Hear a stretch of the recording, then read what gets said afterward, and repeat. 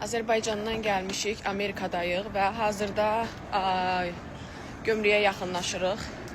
Və təbii ki, digərləri kimi mən də Azərbaycandan qoğa, paxlava, çay, çaya qatmalı ədviyyatlar, mürəbbələr gətirmişəm.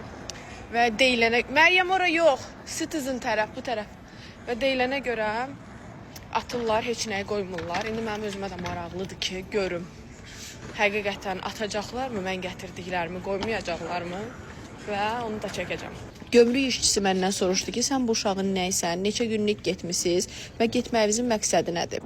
Deməli dostlar, gömrükdən belə qırmızı bir şey veriblər, başım da çıxmır nədir və bu qırmızı xətt üzrə bizi deyirlər ki, davam eləyin. Nəsə gətirmişik, yəqin ki, ona görə saxlayıblar hələ ki, birinci dəfədir belə bir şey olur. Daha sonra isə əl bagajlarımızı yoxladılar və sualıma da cavab vermədilər. Soruşdum ki, niyə görə məni saxlamısınız? İlk dəfədir ki, mənim başıma belə bir iş gəlir. Deyin görüm səbəb nədir? Növbəti dəfə gətirməyim həmin məhsulu.